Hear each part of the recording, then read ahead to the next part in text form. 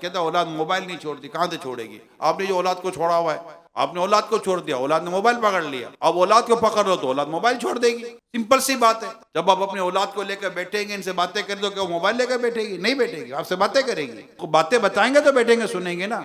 अब आप बोलो चुपचाप बैठ जाओ, अब बच्चा चुपचाप कब तक बैठा रहेगा? कुछ बात तो करो। बच्चे को तो एक्टिविटी चाहिए ना, चाहे वो आपके साथ हो, आपकी गुफ्तगू में हो।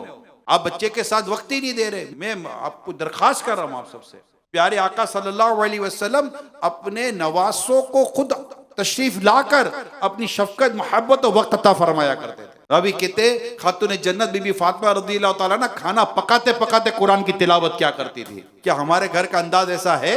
हमारे घर की खवातीन का अंदाज ऐसा है? खाना पकाते पकाते मोबाइल पे लगी, मोबाइल पे भी इधर उधर की लगी रहती है, लगाई बुझाई में भी कहीं तो लगी रहती है, कोई की बात भी नहीं कर रही होती कहीं तो।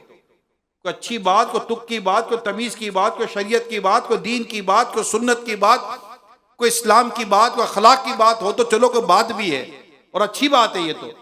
मगर यहां तो बातें कौन सी हो रही होती है? लगाई बुझाई, इधर की उधर, उधर की इधर, गिबतें, चुगलियां, और फिर औलाद की तरबियत नहीं हो रही। औलाद की तरबियत क्या होगी? बाप बैठे झूठ बोले, माँ बैठ के गिबतें करे, कहते औलाद की तरबियत नहीं हो रही। औलाद की तरबियत के लिए सबसे बुनियादी उसूल अर्ज कर रहा हूँ। मुझे यूके में, दुनिया के कई मुल्कों में इस्लाम भाई मिलते हैं, कहते औलाद, हमारे औलाद नेक बन जाए। मैं कहा कोई मुश्किल, इतना मुश्किल काम नहीं है।